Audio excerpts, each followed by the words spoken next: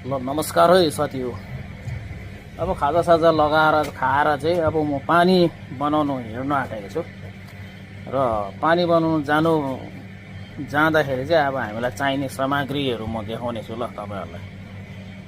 एक नम्बरमा त हामीलाई झोला चाहियो है। त्यहाँबाट हामीलाई सिक्कल चाहिन्छ।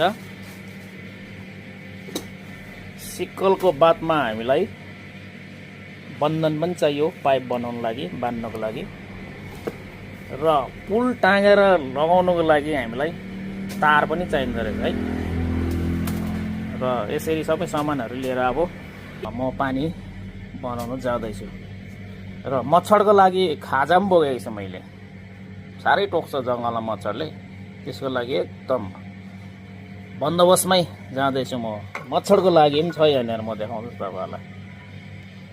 ल हिट खाने अरे नि त मच्छरले हैन। यहाँनिर चाहिँ एउटा खोल्सा छ।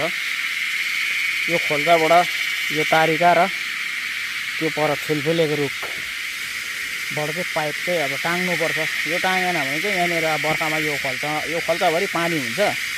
त्यो कारणले गर्दाखेरि यो चाहिँ खोल्सामा चाहिँ पाइप टाङ्नै पर्छ कुनै हालतले पनि। र त्यो टाङ्नुको लागि चाहिँ म भर्याङ लिएर जाँदैछु। ल भर्याङ,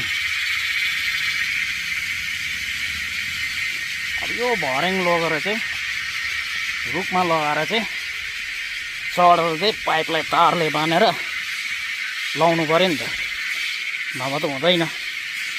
फेरि एकजनाले टाँगे पनि सबले त्यही एउटै जग्गाबाट पाइपमाथि पाइप चढाएर लगिदिन्छ।